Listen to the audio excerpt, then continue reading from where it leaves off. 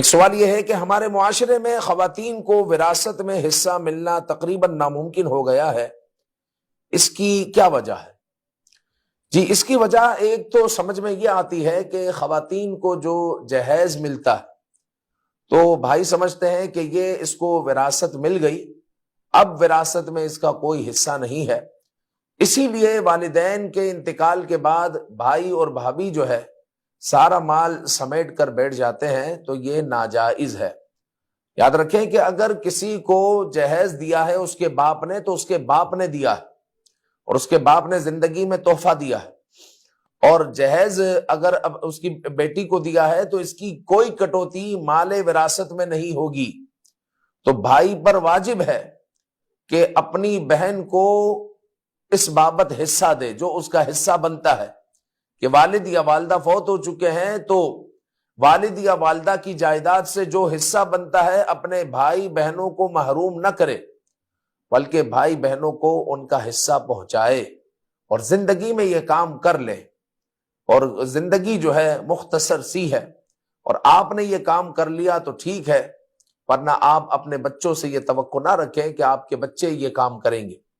چونکہ آپ نے نہیں کیا تو بچے کیوں کریں گے؟ اور پھر آپ جب قبر میں پہنچیں گے تو پھر یہ صورتحال کا،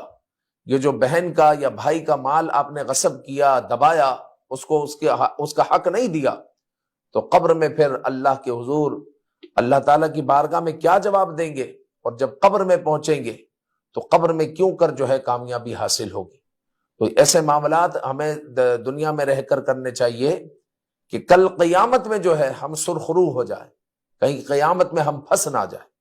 آج بھائی نے بہن کا، بہن نے بھائی کا حصہ دبایا ہوا ہے، اور جو ہے اپنے طور پر جو ہے باپ کی یا ماں کی جائیدادوں پر قابض ہو جاتے ہیں، اور اہل حق کو اس کا حق نہیں دیتے۔ یاد رکھیں کہ کل قیامت میں اس کی پوچھ گچھ جو ہے نہایت سخت ہے، لہذا دنیا میں اپنے آپ کو ایسا کر لیں اور اس طرح رخصت ہو کہ آپ کلیئر ہو،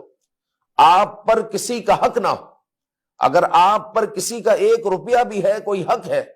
تو دنیا میں اس کو ادا کر لیں، ختم کریں معاملے کو۔ ایسا نہ ہو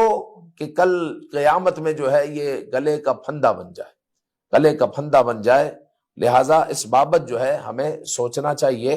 کہ اگر کسی نے اپنی بہن کا حصہ نہیں دیا وراثت کا، تو اپنی بہن کو، بھائی کو فارغ کرے اور ان کو ان کا ورثہ دے دے۔ کوئی شوہر اپنی بیوی سے